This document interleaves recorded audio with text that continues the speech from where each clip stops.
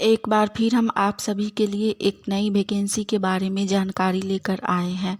यह vacancy Bihar SSC inter level के लिए निकाली गई है।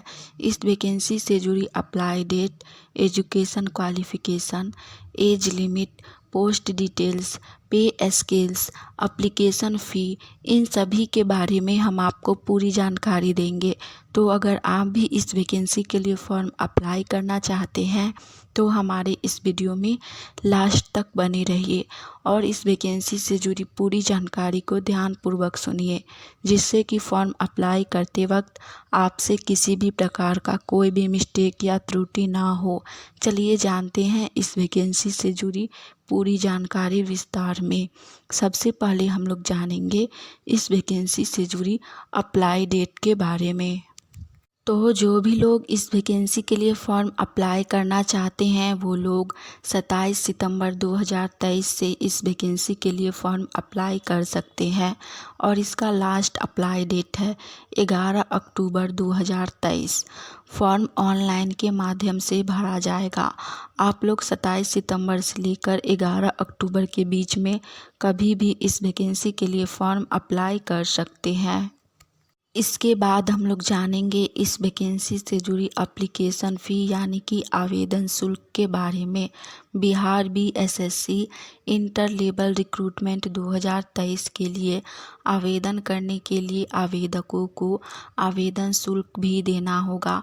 इसके तहत आवेदन करने के लिए आवेदकों को उनकी जाति वर्ग के अनुसार आवेदन शुल्क देना होगा। इसके तहत अलग अलग जाति के लिए अलग अलग आवेदन शुल्क रखे गए हैं।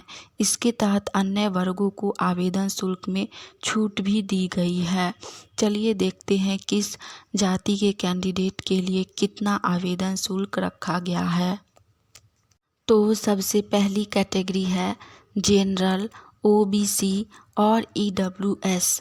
जनरल, ओबीसी और ईडब्ल्यूएस कैटेगरी के कैंडिडेट के लिए एप्लीकेशन फ़ी 540 रुपया रखा गया है। उसके बाद आता है एससी और एसटी कैटेगरी। एससी और एसटी कैटेगरी के लिए एप्लीकेशन फ़ी मात्र 135 रुपया रखा गया है।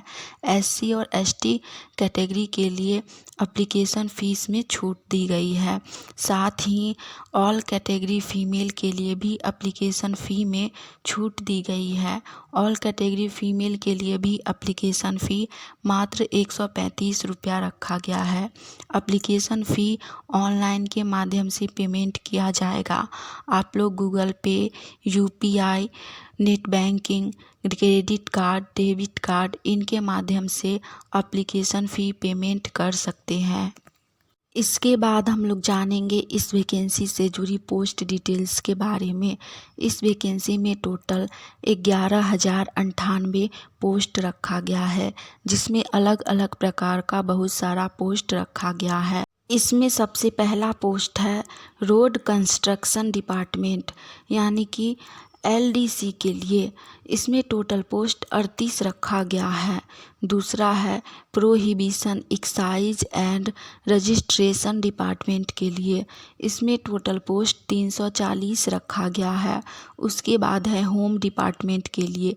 इसमें टोटल पोस्ट 19 रखा गया है।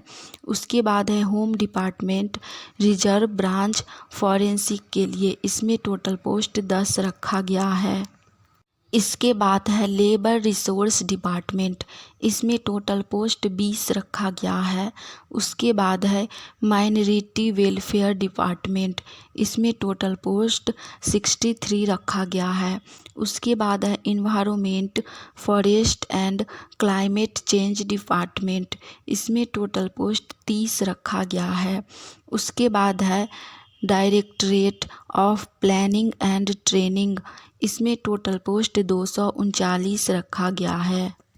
नेक्स्ट पोस्ट है labour commissioner labour resource department. इसमें टोटल पोस्ट 54 रखा गया है।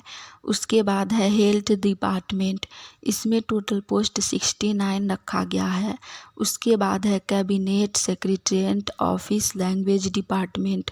इसमें टोटल पोस्ट 7 रखा गया है। उसके बाद है directorate general of civil defence disaster management department, इसमें टोटल पोस्ट 41 रखा गया है। उसके बाद है revenue and land reforms department, इसमें टोटल पोस्ट 3559 रखा गया है। इसके बाद है पंचायती राज डिपार्टमेंट, इसमें टोटल पोस्ट 3532 रखा गया है।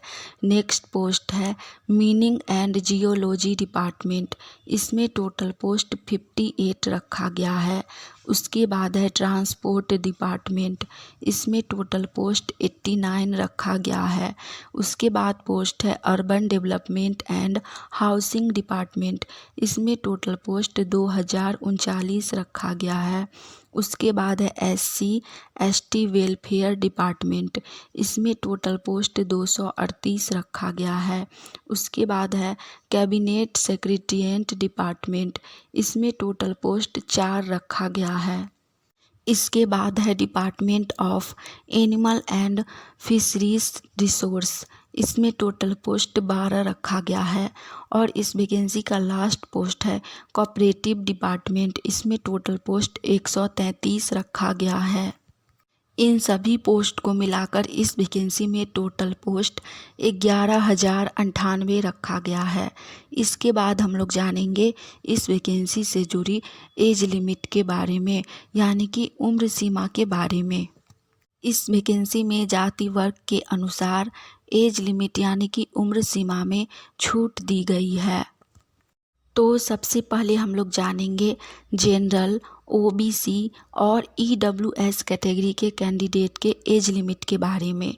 तो जनरल, OBC और EWS कैटेगरी के लिए मिनिमम एज 18 वर्ष रखा गया है और मैक्सिमम एज 37 वर्ष रखा गया है, यानी कि न्यूनतम उम्र 18 वर्ष और अधिकतम उम्र 37 वर्ष रखा गया है। उसके बाद है SC और ST कैटेगरी। SC और ST कैटेगरी के लिए मिनिमम एज 18 वर्ष और मैक्सिमम एज 40 वर्ष रखा गया है।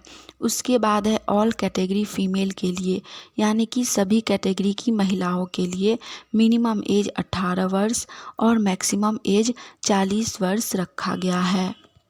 सभी कैटेगरी की महिलाओं एवं SC ST कैटेगरी को एज लिमिट में 3 वर्ष की छूट दी गई है।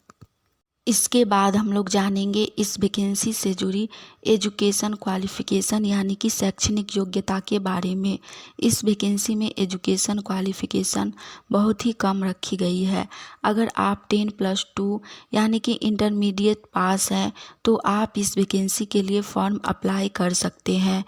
तो जो भी लोग इंटर पास हैं वो सभी लोग इस वैकेंसी के लिए फॉर्म अप्लाई ज़रूर कीजिए, क्योंकि इसमें एजुकेशन क्वालिफ़िकेशन भी कम है, साथ ही पोस्ट भी अधिक मात्रा में है।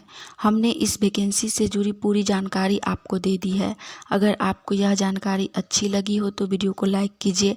आने वाली ऑनलाइन या ऑफलाइन सभी प्रकार की वैकेंसी की जानकारी अगर सबसे पहले चाहते हैं तो आप सभी का अपना channel India number 1 GK GS को सब्सक्राइब करके नोटिफिकेशन ऑन कर लीजिए, ताकि जैसे ही हम नई वैकेंसी की जानकारी लेकर आएँ तो वो सबसे पहले आप तक पहुँचे।